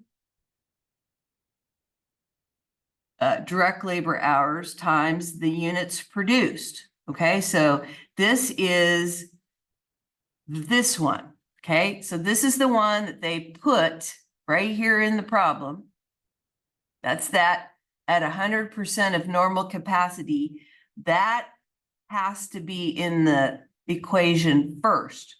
And then we're going to subtract what I call actual units times standard direct labor hours. Well, that is 9,000 units times 7.5. Okay, so that is 67,500. So now we're down here on the third line. So 66,000 capacity hours minus direct labor hours of 67,500 times 2. So if you really needed to see this math a little bit further, then the difference between those two is, and you start with that 100% capacity, then you subtract those actual hours, and that's kind of in reverse of what we have been doing. But between those two, we got 1,500, okay, and then we're going to finish here. So 1,500, and I've got to put those in parentheses, right? Put them in parentheses. Oops. Move it over here. Okay, move it over. So we're going to make these two add together or net the two, right? So we know So if we have a positive number, then that means that we are not operating at capacity, right? So a negative number means that we are operating beyond capacity. Yep. Now we're not ready for dollars yet, so hang on. This is favorable. I'm going to put this over here. So then we want to take this number and then we want to take that times the $2 rate. Okay, and I'm trying my best to make sure I use X's instead of asterisks for my formulas in here, so you can get used to that. So the 1,500 hours times $2, which is the fixed rate, right? So this is the above capacity hours, which is a good thing, times that fixed manufacturer overhead rate. Okay, so times fixed manufactured overhead rate. Okay, and ours happens to be $2. All right, so now we need a number. Okay, here it is. It is 3,000. Okay, it is 3,000, but it's a negative. I told you to concentrate on reversing this. Don't. If you'll use this formula, however it ends up, a positive or a negative, you are going to be able to call that favorable or unfavorable. Well, when it comes to favorable and unfavorable, this one is a negative, so therefore it's favorable. And you say, why? Well, when we thought our capacity was 66,000 hours, right? Well, it turns out that our actual is more than our capacity, okay? And maybe we need to change our capacity figure, but don't know yet, okay? Don't know yet. Now, we're going to add all these together, just like this does. Now, this number that I found, so we're going to enter these in. So we got one unfavorable price variance of 1,760. Then we have a materials quantity variance on the favorable side of 2,000. And then we have a favorable variance for the labor rate of $34,050. They have the direct labor time variance. It's a negative, it's an unfavorable, so it goes on that side. And then these four all end up as favorable, and these are unfavorable. If unfavorable is, so now let's go to the manufacturing overhead. Okay, so manufacturing overhead was a negative 2,350. That is favorable. And the reason it is because the actual, right, the actual variable manufacturing overhead is smaller than the budgeted. Okay, the budgeted. So you say, how'd you find those numbers? Okay, so what we did is they gave this to us in the problem, right? So that is $95,525. There it is. Actual variable manufacturing overhead rate. So they gave us that in the problem. Then we have to calculate how much the budgeted variable overhead is. So we take our units produced times 7.5 hours of direct labor hours, and then they're going to apply that with a rate, and this is a standard variable manufactured overhead rate. So remember, when it comes to manufacturing, we break it up into variable and fixed. Okay? All right, so here's how we did it. We just simply took the amount they gave us, and we took the 9,000 times 7.5 times $1.45 rate.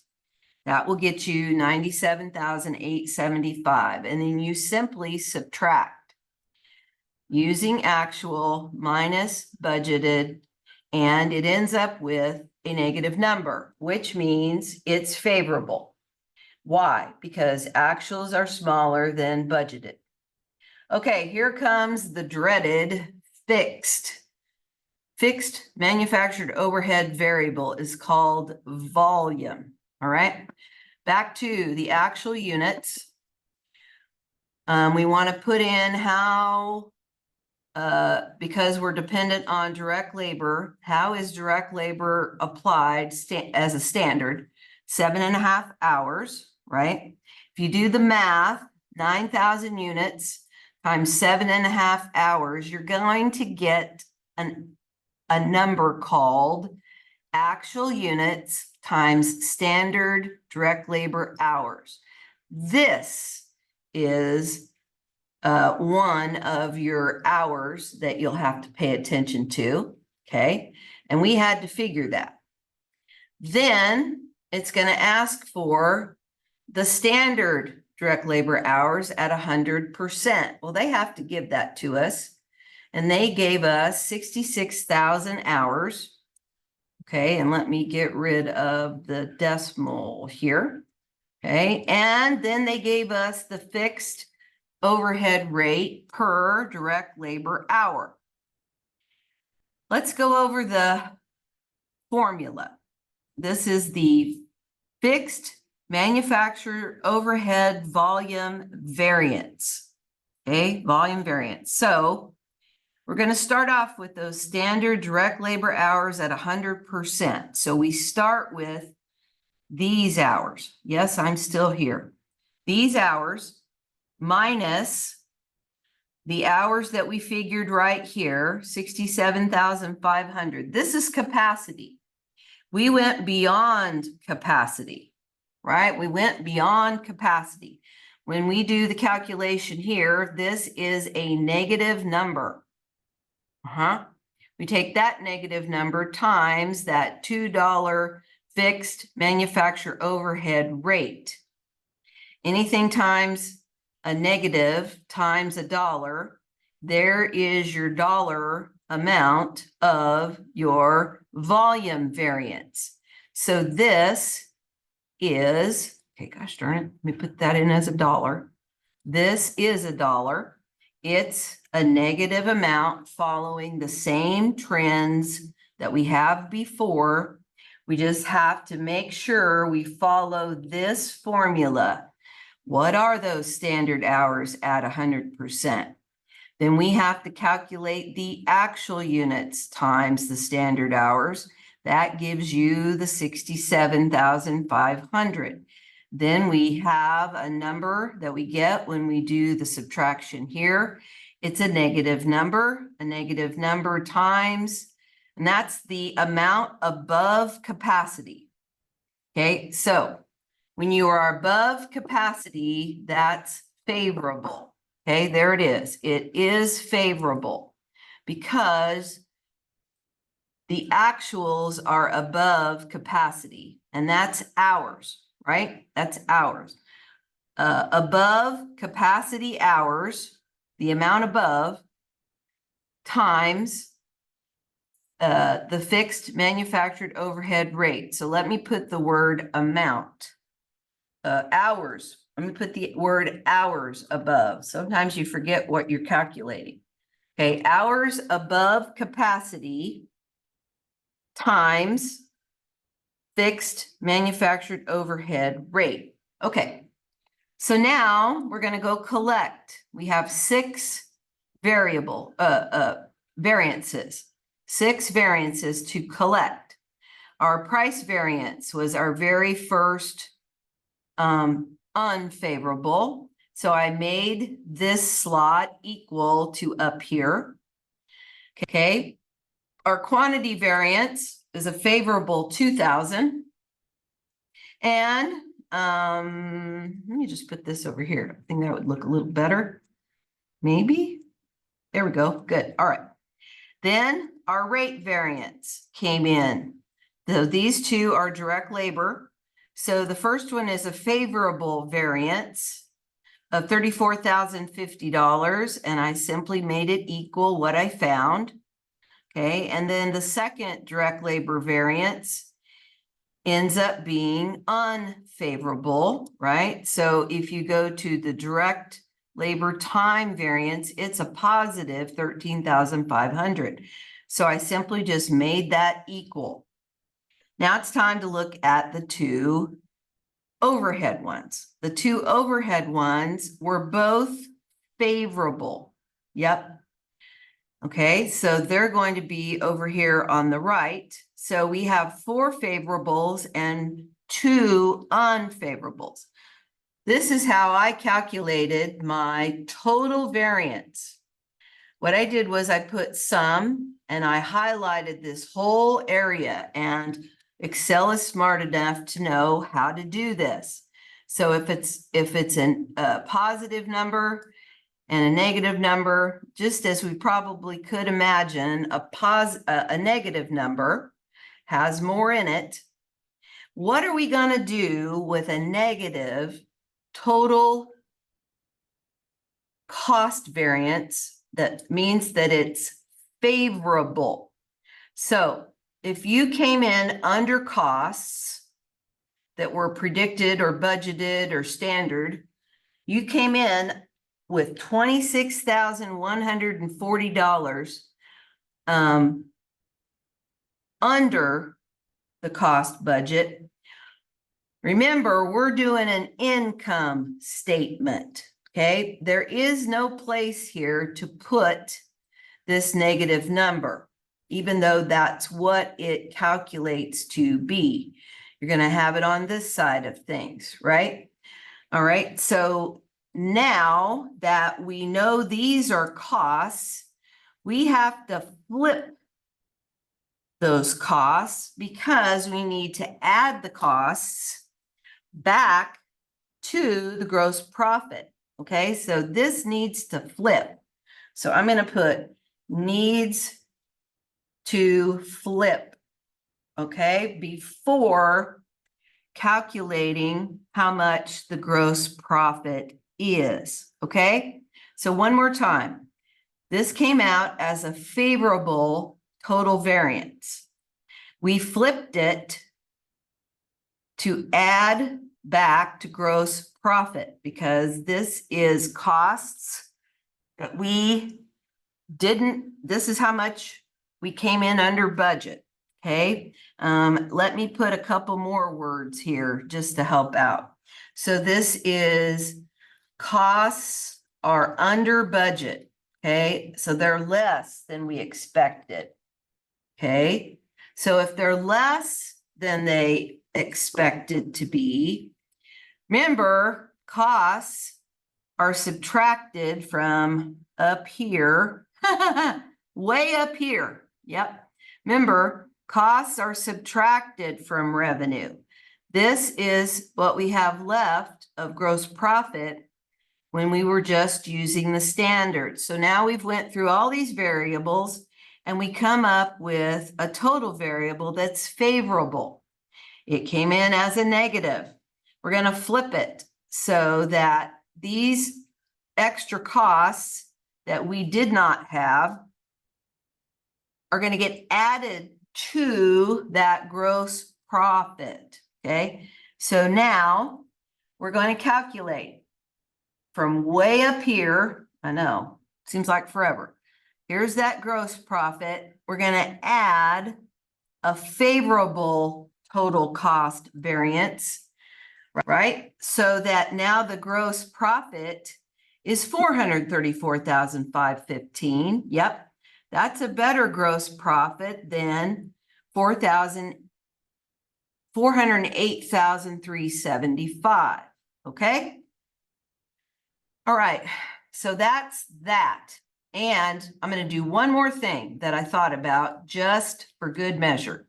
Just for good measure. So remember, these two are this total variance. I'm going to put the total variance right here. Okay. So that's combining these two.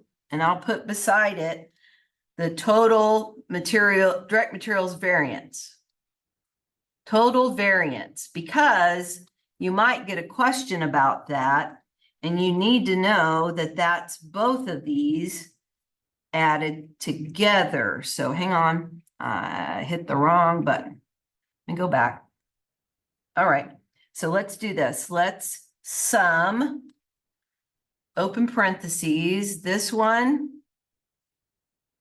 and or you can just add it together. You don't have to do a sum, just add them together, okay? We're gonna add. So two favorables will make a larger favorable. When you have an unfavorable and a favorable, depending on which one is bigger, we're going to end up with, so here we are, we got a 2,000 amount of variable, okay, and we're just going to add them together. Okay, so there we go. So this is going to be a negative amount. Now they're not asking for this. I'm just trying to help. Okay, I'm just trying to help.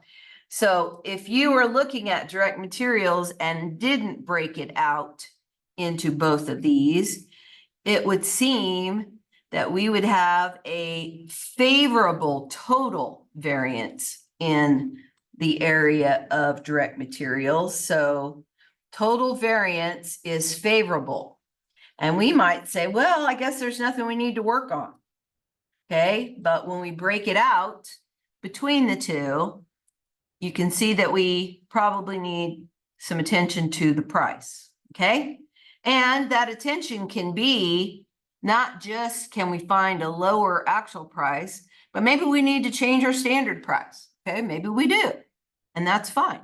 Okay, but it does open up the area that needs to be worked on the most. If they're both unfavorable, then we're going to get an unfavorable, and we would want to go work with both of those areas. But it looks to me like those that are in charge of how much materials we're using is doing a good job. Okay, so we would just want to maybe go talk to purchasing and see what we can come up with. And if all we can come up with is, well, we need to bring that standard price up to or make it more than this one because we think it's going to go up, right? Like during inflation or something. All right, now let's go to the direct labor. We're going to do this total variance here. This is one last piece that I'm doing extra. Okay, just to make sure you know how this would go. So this one's going to be a total variance for, and this is a total direct materials variance. Total direct materials variance. Now we're going to be looking at a total direct labor variance. Direct labor variance. Okay, I don't know what it is yet, so let's do the math. This is this one plus this one. Okay, well, we had a larger favorable amount than we had an unfavorable. So it's going to make it look favorable as direct labor. All right, so in total anyway. Okay, so I'm just putting the, there we have it. Okay, and now I want to make this green. They did not ask for this, but you might find something that does. And like I said, it's really good practice to go through this. Okay. All right, the last one. Well, what would the total overhead variance be? Total manufacturing overhead variance. Okay, so we would Okay, so let me get rid of the word overhead here so it doesn't stick out. Okay, I'm just going to abbreviate there. All right. So what we would do is we're going to take the controllable variance, which is a favorable, and so happens that this controllable variance was favorable for variable, and our fixed manufactured overhead volume variance was also favorable. So both of those are favorable. Okay, and so therefore we'll put favorable here. So all of these total variances are favorable. Okay, so just knowing a total variance doesn't help a whole lot. I mean, it does, but it doesn't, it does. All right, so this one's fine. This one's fine, or at least I think so. No, you don't know if that total, that favorable amount there, you don't know without breaking it out that they are both favorable. You could have had a high favorable and a lower unfavorable, and they just netted. So there's no way to know that I can think of by looking at a variance, what is happening. You have to do the analysis of it, which is the point. Okay, so I think I've got everything now, but I just wanted to bring that to your attention. All right, thank you for your patience while I have gotten used to the way the book teaches this. It's very interesting, and I've spent quite a bit of time, but I like it because it makes more sense the way they're presenting this, and I want to make sure you get that sense, okay? I'm going to stop the video for now. We'll see you the next time. Thank you so much. I appreciate it.